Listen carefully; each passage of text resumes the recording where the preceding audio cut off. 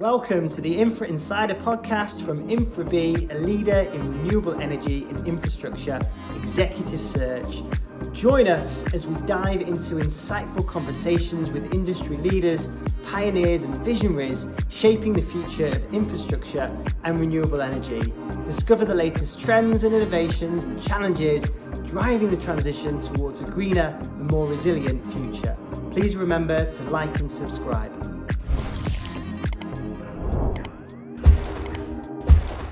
Welcome to episode 8 of the Infra Insider, leading the charge in EV startups. Today, we're joined by the CEO of one of the largest electric vehicle charge point operators in the UK, a company called Be.EV, focused on local communities and funded by Octopus Energy Generation. Be.EV runs a major public charging network, creating bespoke, design-led and fully funded EV charging solutions. I'm very excited about having the discussion today with Asif as we look at his journey from corporate to startup, discuss his unique employee-owned organisation and explore the ever-changing landscape of EV charging. Asif Ghafoor is very well known across the infrastructure investment space. He previously spent over a decade leading a very successful team at Amy, and this is where I actually had the pleasure of getting to know him. But having watched his career over the years, I'm very excited about having this conversation today. And Asif, without further ado, welcome to the Infra Insider. It's a pleasure. Well, thank you for giving me the opportunity to come along and have a chat. No, it's great. And off screen, I have to say this. The first thing I always ask anyone in EV is, what car do you drive? What's your EV car? And Asif, what car do you drive? I actually don't drive a car. Brilliant. I can drive, to be fair. I don't want it to be known in the market that I can't drive. I can drive. I'm not so sure I'm the best driver on the planet, but I can drive. But actually, I travel on trains loads, because trains and buses and walking and bicycles. I cycle a lot because I want to try and get my work done. There's peace. You can't get a signal on the British rail network, which is fantastic.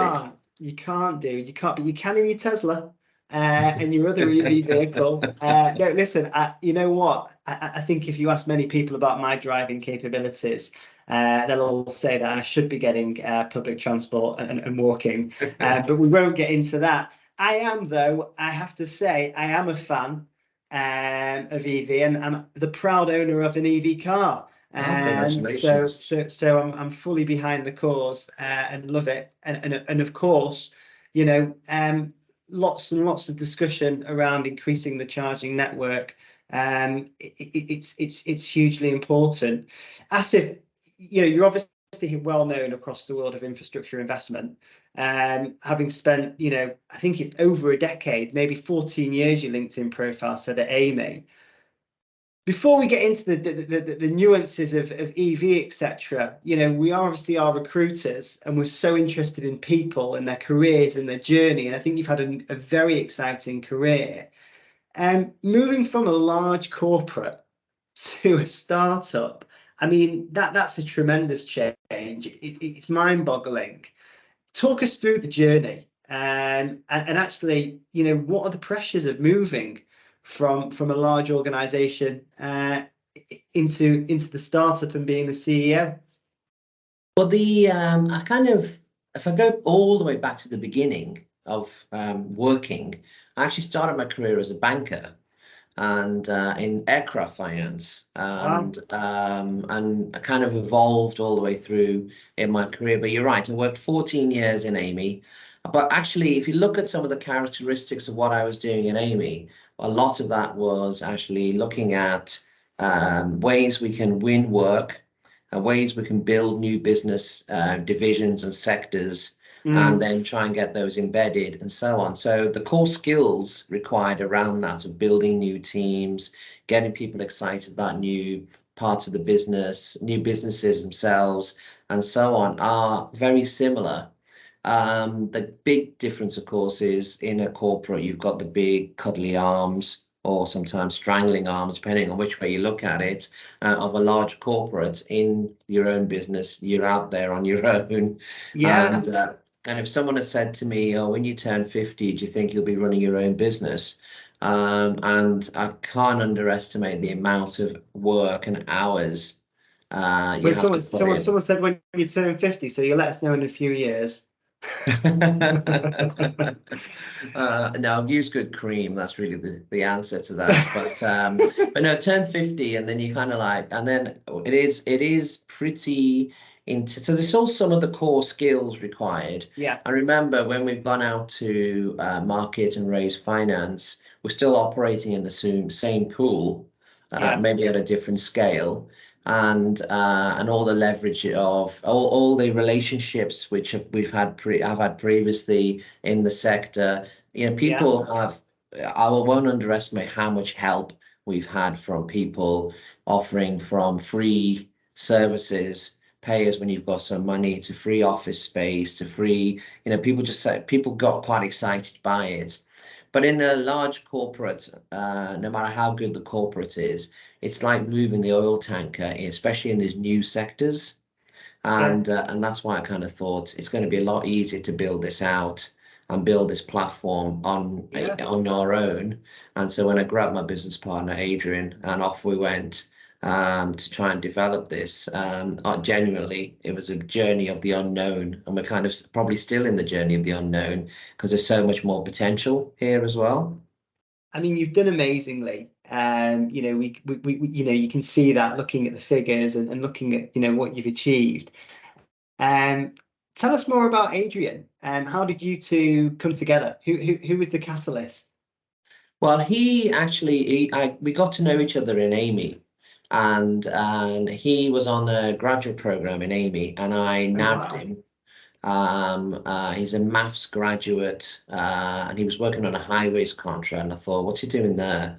So I nabbed him. I got banned from that a graduate program for life as a result of that. So that was the downside. But then Adrian and I worked together. He made one big mistake in his life. He left me in Oh gosh. 2016 to go and work for Sky, Oh because gosh. as he said, oh, my passion is winning deals and sport. I was like, I thought that was your passion, but anyway, he kind of left me. But then I thought about this project and building out this business, and we've been friends for so long. I was like, Adrian, why don't we try and do this together?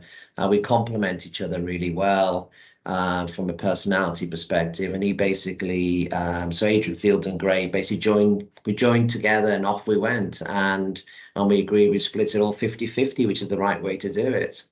That is the right way to do it. And you know what? It's an even more amazing story that he joined as a graduate. And you obviously saw the potential in him, from very, very early on. So I think, that just makes a wonderful partnership. We'll excuse him for leaving for a short time to go to Sky.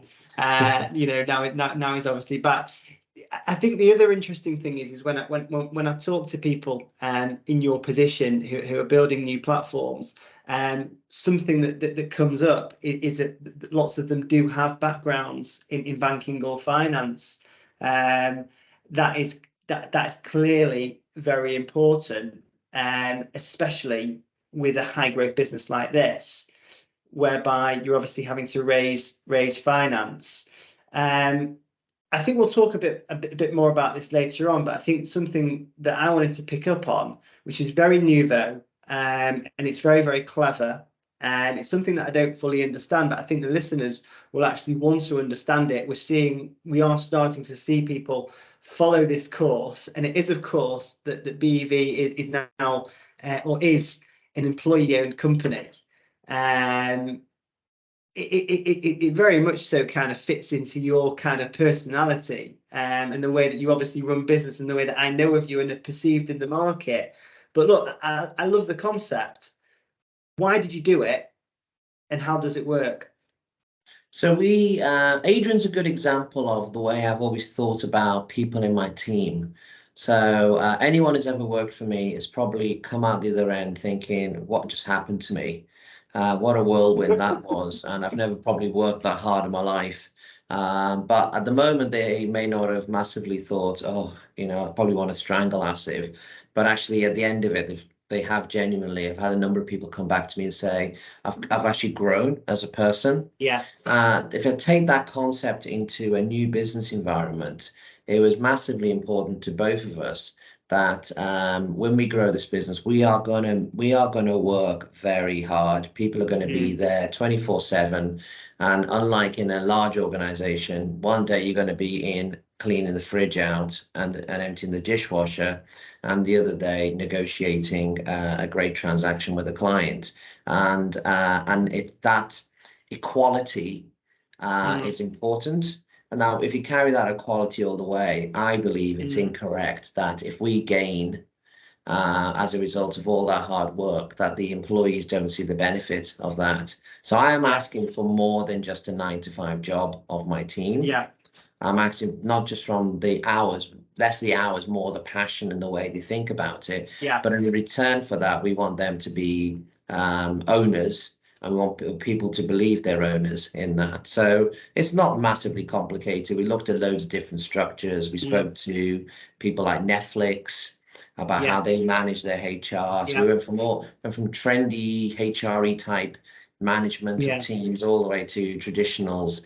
And we decided that actually, let's just do something really basic and just say to everyone, this business, we want you to be invested in this business, and we want you to be successful. And if we are successful, we want you to all gain. And that is a different way of approaching it, a different culture around it as well.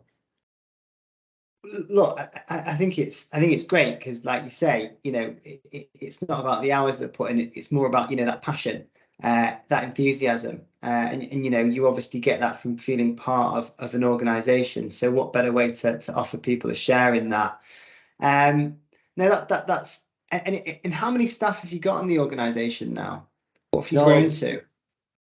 The infamous number. So we're currently just sub 30 full time.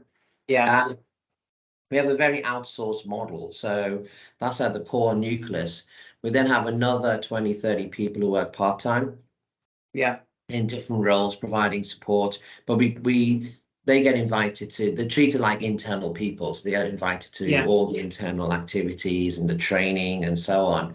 And then we have an outsourced model sitting around that. But this was never going to be a 200 people in-sourced model activity for me. This was, you try and get the brightest and the cleverest people out there. Surround yourself with all the gaps of your knowledge, which you don't really have, and try and build a machine which everyone's learning of everyone else.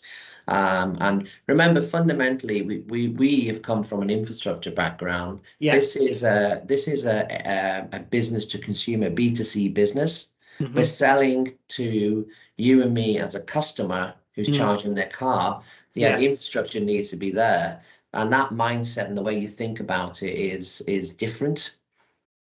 So what's your approach to growth? How are you going to, what's your unique offering as we look to grow out the EV charging network? So we originally started off very regionally focused. So we said we won the contract from with Transport for Greater Manchester, become their partner, work with the local authorities, and then work out from there. Once you've got your proposition right and it's working, let's try and work with other regions. And so we've developed it on a regional basis as we've kind of grown out. But from an end consumer perspective, we've spent a huge amount of time focused around developing a community-focused business. Because for me, the big mistake we made when we built all that infrastructure is we kind of forced it on the communities. So everyone always was really angry and really upset. I was like, can we do it in a way where we actually take the community with us, and they want us there, and they're asking for it, and they're building this. So how'd you do that? How'd you bring the community with you? So we have a membership program. So you as a driver, it's open access network. You can pay as a touch and go, but you become a member, you get a reduced tariff. You get invited to member events where you come in and tell us This is how I think you should build this network. This bit isn't working very well. We do surveys with them, we engage with them. And then you basically really try and be part of that community. So we started in the Northwest. We tried where possible to only employ local, to create this ecosystem. I said to the team, it's a bit like the cotton trade in Manchester when it started with that one factory and ended up with that massive service and with the sub services and so on. We could be that nucleus in the EV new mobility space in the Northwest, and then that kind of becomes the UK's export to the world as they all transport that out. That element of community, working with the local universities for effectively a startup small business, we could have ignored all of that because it could be hassle, but we've tried to, where possible, really engage and get involved and be part of that community. What I didn't want to do was sponsor the local football team shirts. I was just like, oh, that's not community. That's just paying lip service. Yeah. No, it sounds like obviously, you know, what you are doing is having a real impact as well. And I'm assuming that I mean, do you collaborate with local suppliers as well? Yeah, so again, where possible, we have tried to work with local businesses, local suppliers, local properties. But as that market's kind of developed, for us, locals slowly become the UK to a large extent, because I see this as a role where we're in different pockets. In the Northeast, we have a small team working away in the Midlands and South Wales. So what we haven't done is, traditional models are, here's your head office and everyone's in head office. Our model, we've got teams scattered around working in those local communities because they know the people and they're creating the opportunities there. A brief interruption. Thank you so much for tuning in to the Infra Insider. Aside from this podcast, Infra-Be are actually a leader in renewable energy and executive search globally. We're passionate about what we do, and we believe our unique search methodology ensures that our clients find the top 1% of professionals every time. We even have a dedicated desk focused on the EV market, headed up by Nathan Harewood. If you are looking to recruit across EV or across the infrastructure and renewable energy market, we'd love to hear from you. Please get in contact via the website. Thanks for your time, and back to the podcast. I mean, we've got a long way to go. The market's massive. You know, it's absolutely huge, isn't it? And even now, you know, you can sort of feel the frustrations of what do they call it? You know, when the word's gone from my mind, but range anxiety. There you go. That was it. Range anxiety. I was getting anxious about trying to find the word. Range anxiety. I'd blocked it out of my mind because I get that range anxiety myself. Yeah. You know, you're going on a long trip, you got the kids in the back, and you know suddenly you know, the air conditioning goes on, the heated seat goes on, you think, bugger. Where are Asif's charge points? But we have got a long way to go. So with that, you know, you've targeted the Northwest, and you've done it in a beautiful way. But of course, it sounds like you're going to have to sort of, you know, excuse the pun, put the foot down on the accelerator now. Where's the growth going to come from next? What does the next sort of 24 months look like for Be.EV? Yeah, so we've got live chargers in the Northwest. We've also got quite a lot of chargers going in the Northeast, Midlands, South Wales. We already have assets in North Wales and Central Belt Scotland. So there's already activity which is being produced and assets going in. But I'll come out, you know, we can sing the praises of Be.EV, which I'm more than happy. We can't solve this problem on our own. We will never have enough capital. And so therefore, having a good ecosystem of charge point operators out there offering different products and different ranges of services means that those, you know, those who are lucky to have a driveway, you know, possibly have home charging. Those who don't, there's a different solution for that. And you know, we became part of the industry body as well, Charge UK. Became one of the founding members of that. For me, that's important because as a body, we should be working towards making the UK a leading place where actually you can get charging. something as Yeah, simple no, as that. absolutely. And that's, I wanted to touch upon, the challenges around this. And actually, I think a big challenge that you just touched on then is people without driveways. Now, some of our other clients that we recruit for, and we're not going to mention their names because today is about Be.EV. They offer that solution, like a lamppost charging system or whatever it might be. And actually, that is pretty. Well, I'm confident in saying that it's predominantly in London. Outside of London, it doesn't really exist. That's obviously one of the challenges. But what for you as a business, and I suppose for other businesses, are the challenges around sort of building out this network? The classic examples people will always say is access to land. So people opening up their either retail parks or finding right land in right place. I remember we're competing in the land space with property developers and retail developers and so on. But power is a big issue today. And just a quite antiquated UK network system of being able to get access to the power. And the thing which has always shocks me is from the first conversation we have with the site owner to getting a site live takes us up to 18 months to 2 years. Wow. Okay, that's a And long that is time. a long delay of not being able to get the land, then not being getting the power, then the power application expires, you have to put in another one, then the property people make it massively complicated Yeah. for a few bays. But then the other real factor which is holding things back, and actually we've seen some distortion in the public sector space because the government rightly came along and said we're going to provide some funding into local authorities. But so that was a right policy. The net impact is the local authorities, as we saw when we did PFIs and PPPs many moons ago, don't have the skill set to be able to transact. They don't know they're as confused as everyone else. So net result is the local authority, you go and speak to a local authority and say, there's no charges, you've got loads of car parks, open them up.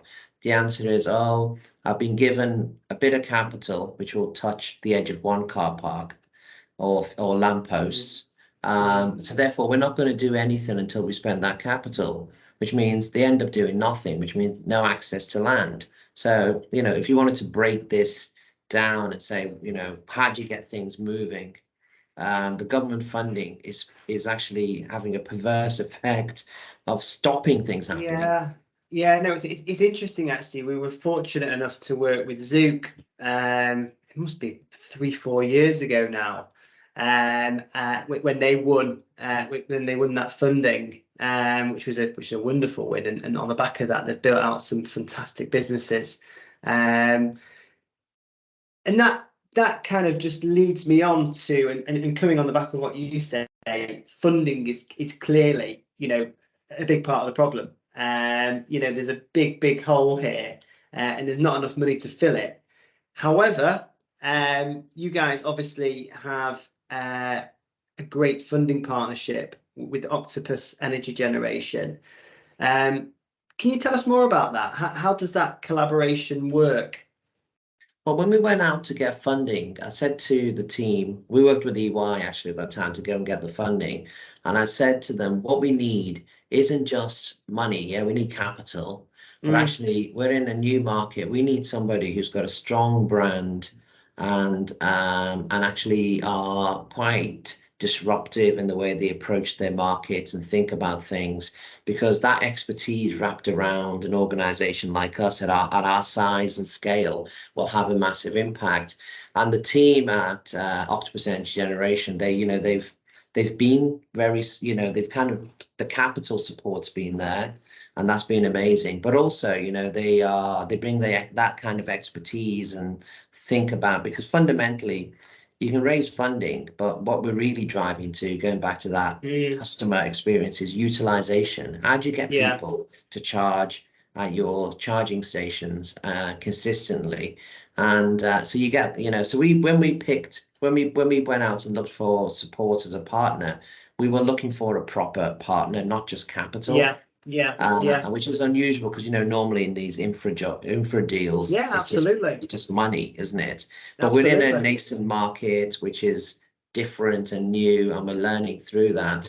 And you know, fundamentally, we buy our power from Octopus Energy as well, and they work with us on seeing what are more efficient ways of approaching that. There's many more tentacles to that octopus if you really want to work with them. There are tentacles. In fact, I only just literally we've just been helping a startup, not an EV, it's a renewable energy development business. They just landed in the UK, and now they're at a point whereby they need to bring a company car scheme in. And they actually asked me, you know, who can you recommend? And actually, Octopus do an amazing scheme, don't they? It's you know, it takes the worry out of everything, even to the point if someone decides after sort of 6 months and leaves, they can come out of the lease. But yeah, no, it's I can understand why Octopus is a great partner. And it sounds like you know that you'll grow together as time goes on. Do you see your kind of strategy changing in any way, or do you feel like you have to change it in any way in terms of the way you're rolling these things out? I love that question. Sorry. So since 2021. We've rewritten the business plan probably 12 to 13 times. Because this market, wherever you can, whatever you plan to do, you're learning. This is a massive learning exercise. So we kind of set ourselves targets and plans. We've now gone into a world where we've got longer term objectives set, but we're running sprints. Because this strategy cannot be static. You know, because if we're really listening to the members and the community and the way people use the chargers and learning, you've got early adopters today you're an early adopter, you're a Keenie. I'll give you the label of Keenie there as an EV driver. Keenie. Yeah, I don't just have range anxiety. I'm now a Keenie. It's a positive. The second one's a positive at least. So you're a Keenie, whereas mass market isn't going to behave like that. So our strategy, we're listening, we're learning, we're collecting data, and data points is massively important. The more data points we're getting, the more we're then re-looking at what we're doing and going. And I said to the team, we have 100% got to have a culture in this business that we will fail, and we have got to basically fail fast and move, rather than sit there and spend hours pointing fingers. Who, you know, have every decision I've made, was it all correct? No, it wasn't. But am I embracing my decisions? Yes, because with that level of knowledge, I understood what I was doing. And we will keep on moving. Mistakes, though, Asif. You have to make the mistakes. That's what, you know, we genuinely learn from them, and you know, you always hope that you'll never make another mistake. But unfortunately, they do continue to happen, and you know, you only get better. Yeah, but you find in some organization cultures, the mistake becomes the fear factor of never revealing it, and you carry on a particular path because you don't want to tell people anything because you know it's wrong.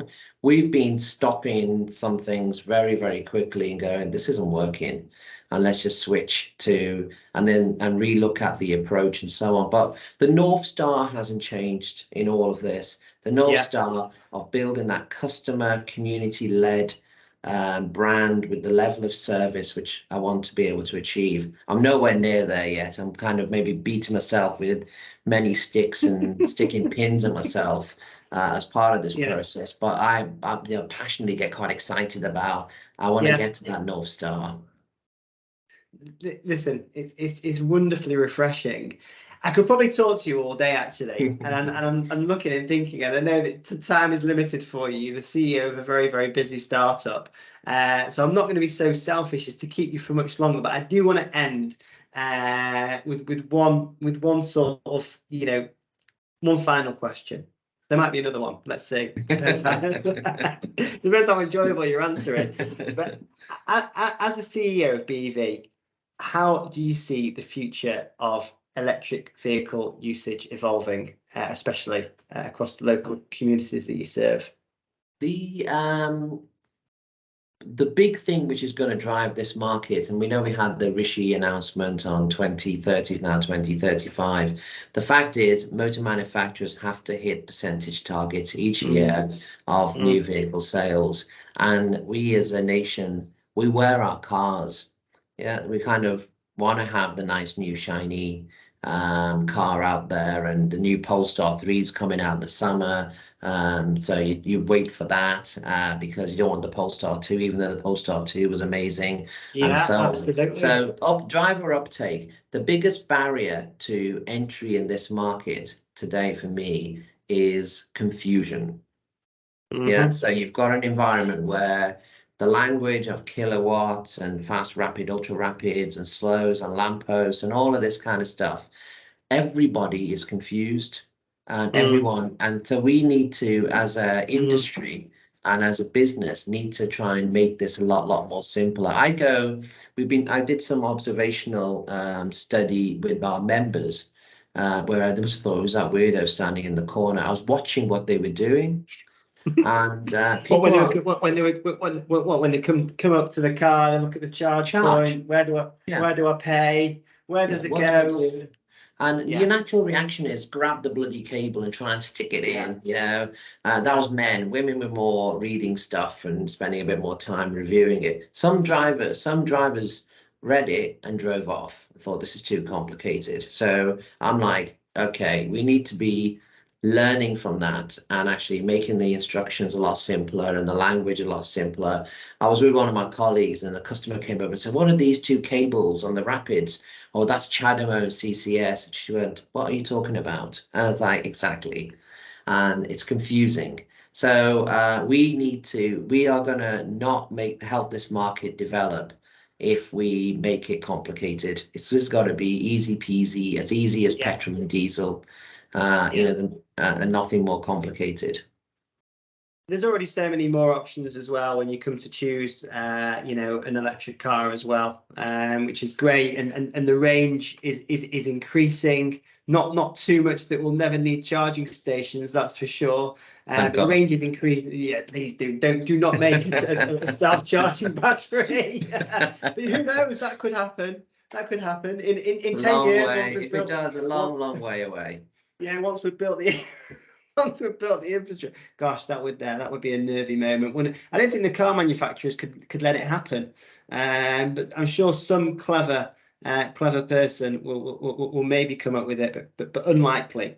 We still have to charge our other devices that require electricity. Yeah. Asif, it's been an absolute pleasure. Really enjoyed speaking with you. I think it's a conversation that I'd like to pick up again. But thank you so much for spending the time with us today to talk about the challenges of EV charging, to talk us about your journey at Be.EV. I just love the fact that your business partner, you'd started as a graduate in your team. I think there's a big message there, really, isn't there, that you can grow and evolve, and actually, and I say it so often, it's not so much about the organization you work for, it's the boss or the manager that you have. And unfortunately, not all of us are lucky to have great managers, but clearly, you've been that person. But yeah, no, an inspiring journey, and as always, your energy, enthusiasm is quite simply very refreshing. All right, well, thank you all. Thank you for just letting me share the story, and I've quite enjoyed this afternoon. A kind of a nice break from looking at car parks. It's a pleasure, and you must send me the link to that gilet. I'm gonna get it for my next show. It's lovely. But no, thank you so much. Enjoy the rest of your time. I'm sure it's been a busy start to the year. And by the way, thank you for being our first guest in 2024. I think this one will be hard to beat, but I hope everyone enjoys listening. Asif, you're obviously, as a business, across the Northwest and other regions that you've discussed on the podcast, if you are listening in, you know, it may well be that you can get in touch with Asif if you're looking for, you know, charging solutions. What would you say your sort of perfect sort of customer would be? To be honest, in this space, we spend a lot of time with with people who don't know whether they think their site's right or not, and working Yeah. with them. So send us your sites, we'll look at them. We'll look across the whole of the country. We're not doing Northern Ireland, but everywhere else in Great Britain, we'll look at, and we will be very honest and say why it works, why it doesn't work, and so on. Help you develop your strategy so you can actually be part of this ESG journey. So to anyone listening, if you get in touch with me, and I'll put Asif's details on the Spotify link and the YouTube link. I promised it was going to be my last question. That is it. I promise. Okay. Asif, thank you so much. Wishing you a very healthy and successful year ahead. Thank you very much, Daniel.